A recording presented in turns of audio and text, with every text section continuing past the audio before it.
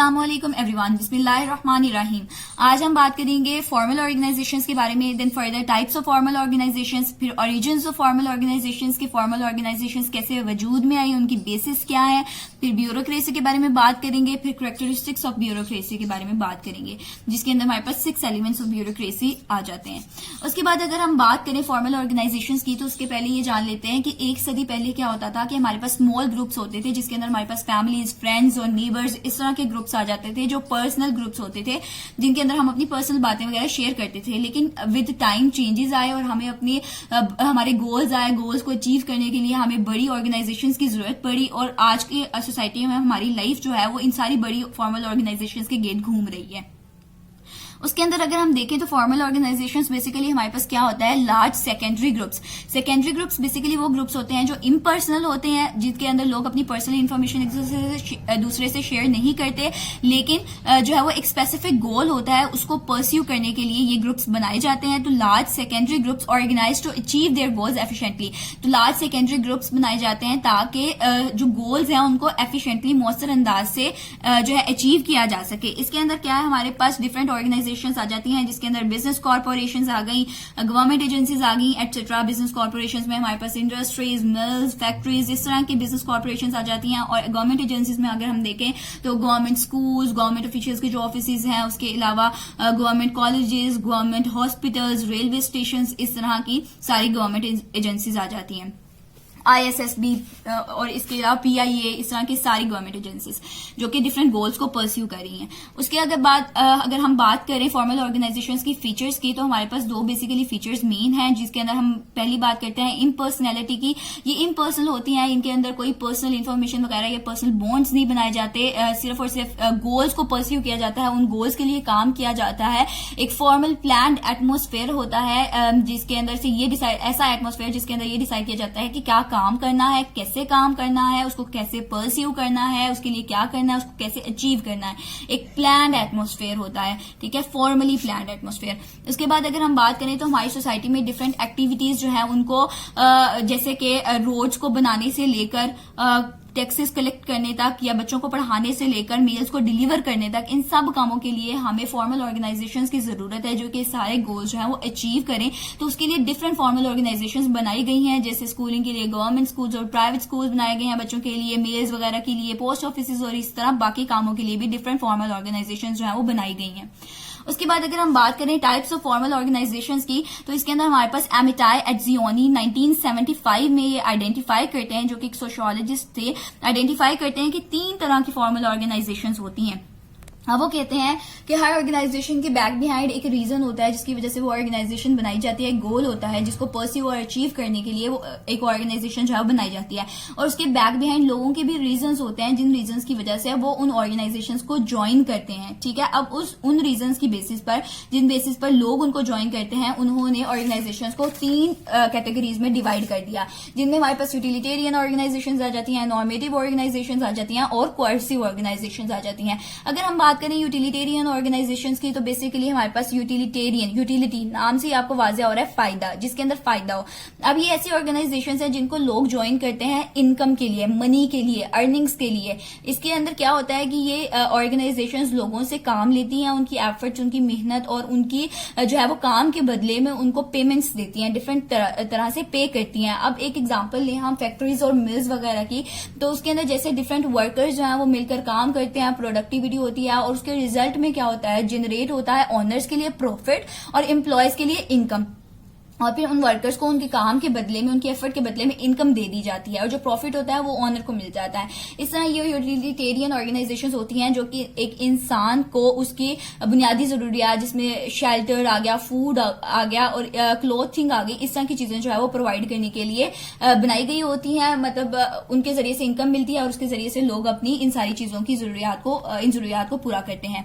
उसके बाद अगर हम बात करें तो एक इंसान की चॉइस पे होता है कि वो कौन सी ऑर्गेनाइजेशन ज्वाइन करना चाहता है, वेदर वो एक प्राइवेट या जो है अपना बिजनेस ज्वाइन करना चाहता है या फिर वो एक गवर्नमेंट एजेंसी को ज्वाइन करना चाहता है। तो अब एक इंसान की चॉइस पर ये होता है कि वो क्या चीज ज्वाइन करना चाहता है। अब लोग जो है वो हायर लेवल ऑफ लिविंग और अर्निंग के लिए क्या करते हैं कि एक से ज्यादा ऑर्गेनाइजेशंस भी जो है वो ज्वाइन कर लेते हैं। जैसे साथ में अपना बिजनेस रन कर रहे हैं और साथ उन्होंने कोई गवर्नमेंट एजेंसी ज्वाइन कर लिया है, जैसे रेलवेज वगैरह में कोई जॉब कर रहे हैं या फिर किसी गवर्नमेंट इंस्टीट्यूशन में कोई जॉब कर रहे हैं, जिससे उनकी डबल अर्निंग्स हो जाती हैं और वो डबल अर्निंग्स उनको फिर ज्यादा बेनिफिट देती हैं और उनके लिए एक higher level of living create करती हैं।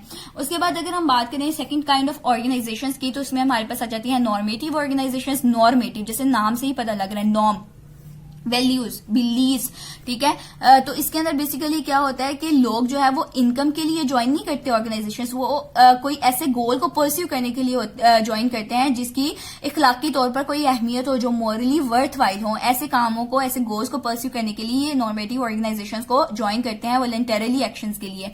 अब बेसिकली इन ऑर्गेनाइजेशंस को हम वॉलंटरी एसोसिएशंस भी कहते हैं, ठीक है। उसके अलावा अगर हम देखा जाए तो ग्लोबली एक रिसर्च के अकॉर्डिंग ये पता लगता है कि जो हाई नेशंस कंट्रीज हैं, हायर इनकम नेशंस हैं, उनके अंदर और या फिर यूनाइटेड स्टेट की अगर हम बात करें तो 2016 में एक रिसर्च से पता लगता है कि वहां पे 88% फर्स्ट ईयर के स्टूडेंट्स हैं, कॉलेज स्टूडेंट्स, जिनका कहना, क्लेम करना ये है कि उन्होंने पिछले साल, गुजरे हुए साल, जिस साल में रिसर्च हुई उससे पिछले साल उन्होंने जो है वो वॉलंटियर एक्शंस परफॉर्म किए हैं। बहुत ज्यादा ऐसी एक्टिविटीज, ऐसे काम किए हैं जिसके बगैर मुआवजा काम किए हैं, जिसके बदले में उन्होंने कुछ जो है वो डिमांड नहीं किया। उसके बाद अगर हम बात करें, इसके अंदर हमारे पास आ जाती है डिफरेंट कम्युनिटी सर्विसेज के लिए जो ऑर्गेनाइजेशंस हैं, जिसके अंदर हमारे पास आ गई पीटीए आ गई, ठीक है। उसके अलावा the league of the women voters आ गई, रेड क्रॉस आ गई, या फिर हमारी पॉलिटिकल पार्टीज या डिफरेंट रिलीजियस ग्रुप्स आ गए जो मॉरली जो है वो गोल्स परफॉर्म करते हैं, मॉरली एक्टिव होते हैं और लोगों की वेलफेयर के लिए काम करते हैं।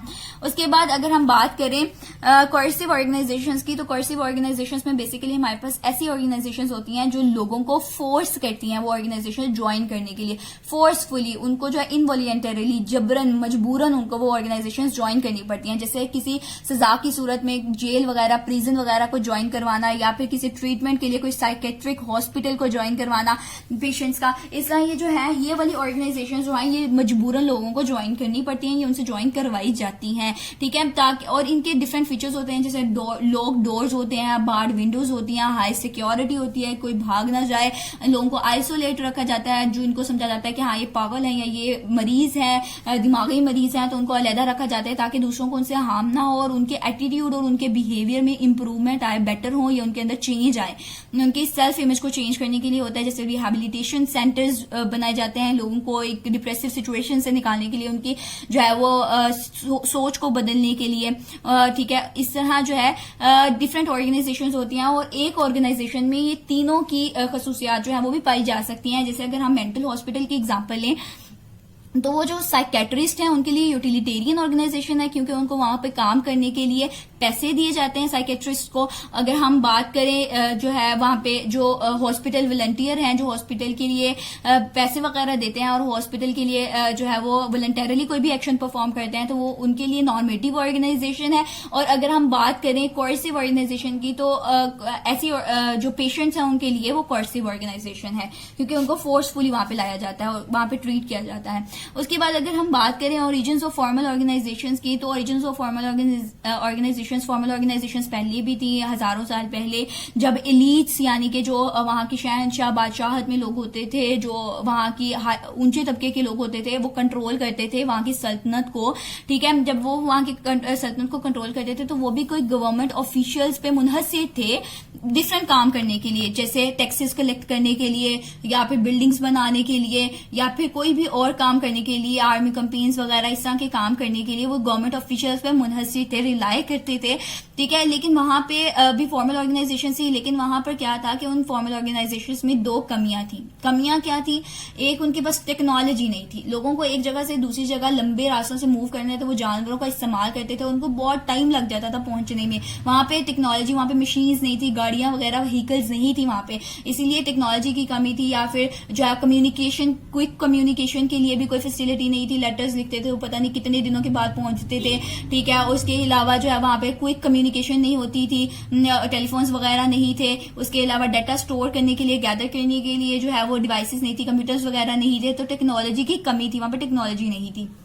दूसरी कमी क्या थी कि वो प्री इंडस्ट्रियल सोसाइटीज थी और वो ट्रेडिशनल कल्चर्स पे बेस कर रही थी, उसके जरिए से जो है वो रूल कर रही थी। ट्रेडिशनल कल्चर्स, अब बेसिकली ट्रेडिशन क्या है, मैक्स वेबर का मानना यह है कि ट्रेडिशन ऐसे बिहेवियर, वैल्यूज या बिलीव्स को हम कहते हैं, ऐसे इकदार, ऐसी वैल्यूज, ऐसे अकायद, ऐसे रवैये जो कि हमारी जनरेशन से जनरेशन तक मूव करते आ रहे हैं, जो बहुत पहले से चलते आ रहे हैं और वो आगे जनरेशन टू जनरेशन मूव ही करते जा रहे हैं, उनके अंदर कोई चेंज नहीं है। ऐसी रवायात को हम जो है वो मैक्स वेबर इनको ट्रेडिशंस कहते थे। ऐसे अकायद, ऐसे इकदार, ऐसे रवैयों को मैक्स वेबर का मानना था कि ये ट्रेडिशंस है, ठीक है। अब बेसिकली उनका मानना ये था कि जो जब एक ट्रेडिशनल सोसाइटी होती है ना, वो थोड़ी कंजर्वेटिव होती है, उसके अंदर लिमिटेशंस होती हैं कि मतलब वो जो काम पहले हो रहा था वही आगे परस्यू करेंगे, कोई चेंज नहीं आएगा, कोई बेटरमेंट नहीं आएगी, कोई इंप्रूवमेंट नहीं आएगी। तो उनका मानना ये था कि एक कंजर्वेटिव सोसाइटी होती है जिसके अंदर एबिलिटी टू चेंज जो है वो बहुत ज्यादा लिमिटेड होती है, कि बस जो पहले हो रहा था वही लोग परस्यू करते हैं ज्यादा से ज्यादा,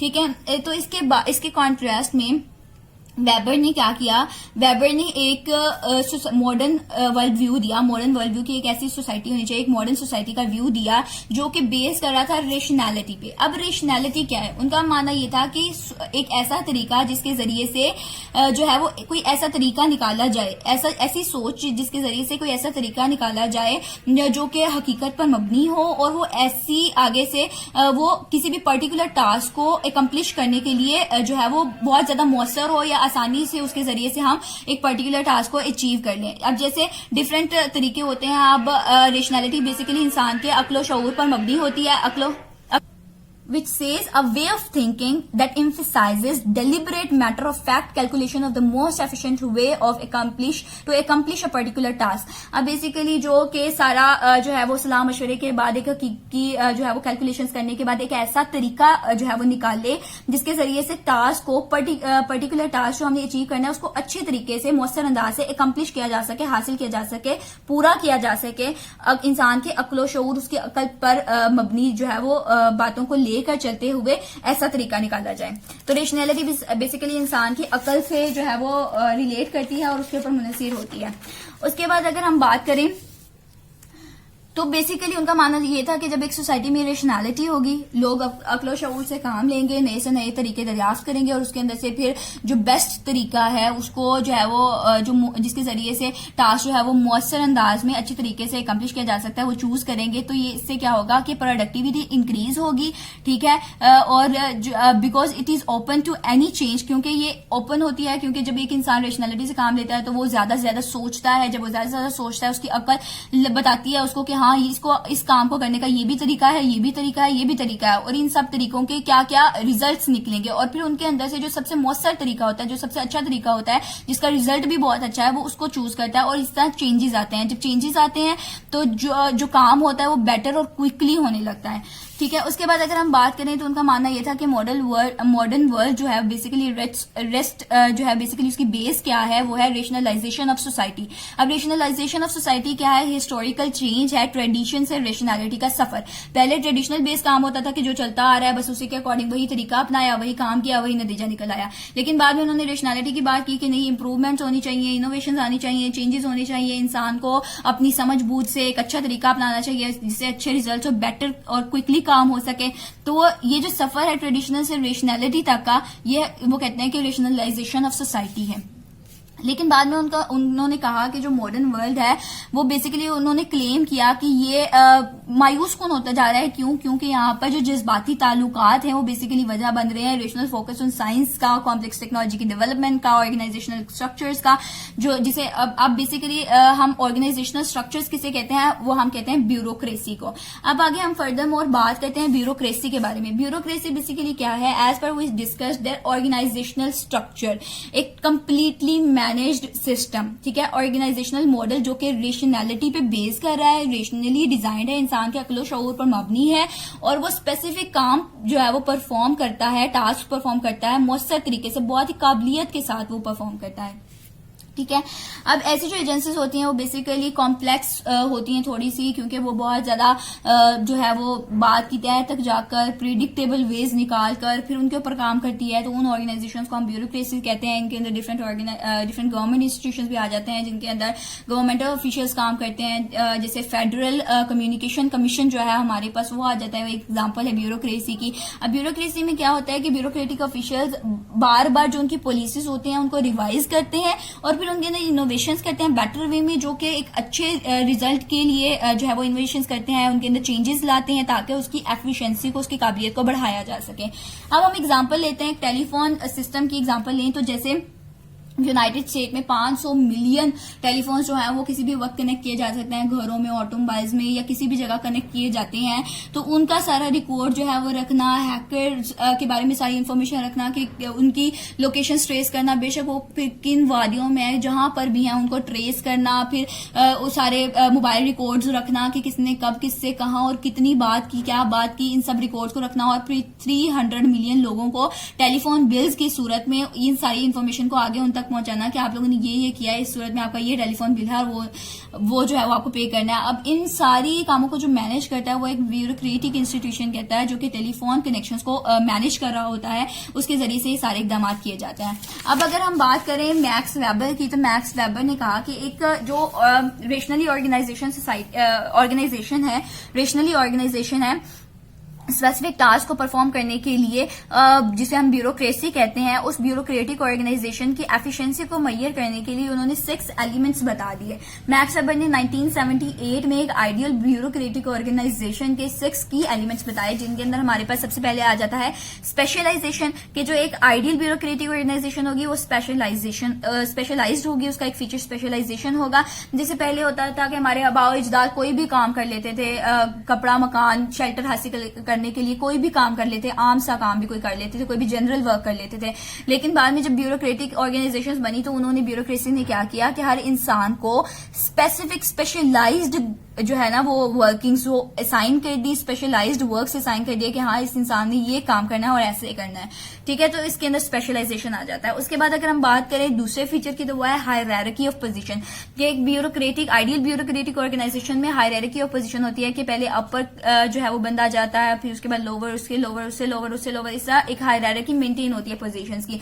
और हर जो पोजीशन है वो अपने से ऊपर हायर अप पोजीशन से सुपरवाइज्ड की जाती है, यानी कि वो उसकी सुपरविजन में होती है कि उसके ऊपर हायर अप पोजीशन जो है वो उसके ऊपर चेक एंड बैलेंसेस रखता है। इसी तरह हर पोजीशन अपने से लोअर पोजीशन वाले इंसान पर चेक एंड बैलेंसेस रखती है कि वो क्या काम कर रहा है और कैसे कर रहा है, खा वो ठीक काम कर भी रहा है या नहीं कर रहा है। जैसे फॉर एग्जांपल एक हम हायरार्की देखें किसी भी कंपनी में, तो सीईओ आ गया, जनरल मैनेजर आ गया, सेक्रेटरी, इस तरह फिर इनकी सारी जो है वो पोजीशंस होती हैं और एंड में हमारे पास वर्कर्स आ जाते हैं।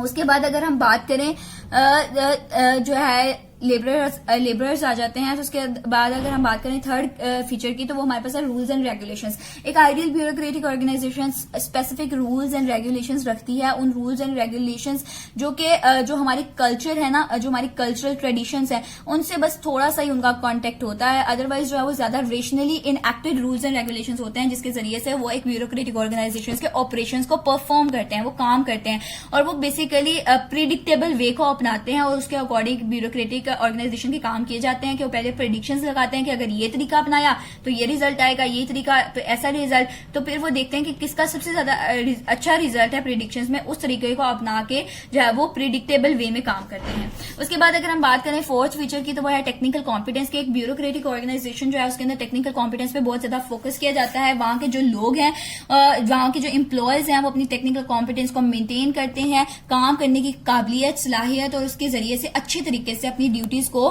परस्यू करते हैं, कैरी ऑन करते हैं। और इसी तरह जब वो कोई नया मेंबर हायर करते हैं तो वो सेट स्टैंडर्ड्स होते हैं कुछ एक ऑर्गेनाइजेशन के, ब्यूरोक्रेटिक ऑर्गेनाइजेशन के, तो वो सेट स्टैंडर्ड्स के अकॉर्डिंग जो है वो किसी भी नए मेंबर को हायर करते हैं और फिर उसकी जो वर्किंग्स है उसके ऊपर चेक्स एंड बैलेंसेस रखते हैं, ठीक है, अंडर रिव्यू रखते हैं उसको, ठीक है, ताकि उसको देखा जा सके कि क्या वो अच्छे से काम कर रहा है, अपनी टेक्निकल कॉम्पिटेंस से पूरा फायदा उठा रहा है और अच्छे से काम अपनी ड्यूटीज को परफॉर्म कर रहा है या नहीं। उसके अलावा जो है एक ब्यूरोक्रेटिक ऑर्गेनाइजेशन में लोगों को उनके मेरिट पे जो है वो रखा जाता है, उनकी काबिलियत पे रखा जाता है, ना कि जैसे कि पुराने जमाने में होता था कि लोगों को रिश्तेदार हैं तो रिश्तेदारों को रख लिया, अपने किसी भी पर्सनल रिलेशन को कैरी ऑन करते देखते मद्देनजर रखते हुए, बेशक उसके अंदर काबिलियत है या नहीं है लेकिन पर्सनल रिलेशन है तो उसको जॉब पे रख लिया। लेकिन आजकल की सोसाइटी में एक ब्यूरोक्रेटिक ऑर्गेनाइजेशन में ऐसा नहीं होता। हर इंसान को उसके मेरिट बेसिस पे जो है वो सेट स्टैंडर्ड्स को फुलफिल करते हुए, रूल्स एंड रेगुलेशंस को फुलफिल करते हुए रखा जाता है। उसके बाद अगर हम फिफ्थ की बात करें, फिफ्थ फीचर की, तो वो इम्पर्सनैलिटी है। फिफ्थ की एलिमेंट इम्पर्सनैलिटी में बेसिकली ये आ जाता है कि वो सबको इक्वल रखती है। इसके अंदर फेसलेस ब्यूरोक्रेट्स होते हैं, यानी कि जो क्लाइंट्स हैं और जो इसके वर्कर्स हैं दोनों को इक्वली ट्रीट किया जाएगा। फेसलेस ब्यूरोक्रेट्स होंगे कि मतलब अगर कोई ऐसा इशू है जिसके अंदर वर्कर का कोई इशू है उसको मद्देनजर रखना है तो उसको भी ऐसे ही ट्रीट किया जाएगा जैसे दूसरे क्लाइंट्स को ट्रीट किया जाता है। ठीक है, तो उसके बाद अगर हम बात करें तो सिक्स्थ फीचर जो कि मोस्ट इंपॉर्टेंट फीचर है, फॉर्मल और रिटन कम्युनिकेशन होती है। इट मीन्स इसको हम कहते हैं कि heart of the bureaucracy is not people but the written communication, formal communication. अब इसके अंदर क्या होता है कि जैसे हम कैजुअल कम्युनिकेट करते हैं एक दूसरे से बातचीत करके, इसके अंदर वैसे कम्युनिकेशन नहीं होती। रिटन प्रॉपर मेमोज और रिपोर्ट्स की फॉर्म में कम्युनिकेशन होती है, बड़ी बड़ी फाइल्स होती हैं उनको मैनेज करने के लिए। इस तरह इस सबसे हमें पता लगता है कि उनके एक प्रॉपर रूल्स एंड रेगुलेशन हैं जो कि हमारी ट्रेडिशन से हट के जरा ह्यूमन रेशनैलिटी पे बेस करते हैं। उसके अकॉर्डिंग जो है वो इन ब्यूरोक्रेटिक ऑर्गेनाइजेशन को रन किया जाता है और इनके अंदर बहुत सारे डिफरेंसेज हैं जो इनको दूसरी ऑर्गेनाइजेशन से या फिर स्मॉल ग्रुप से डिफरेंशिएट करते हैं। इसी के साथ हमारा आज का लेक्चर खत्म होता है। किसी का कोई क्वेश्चन है तो you can ask in the comment section, and if you don't have subscribe the channel till now, please subscribe the channel and like the video. Thank you so much.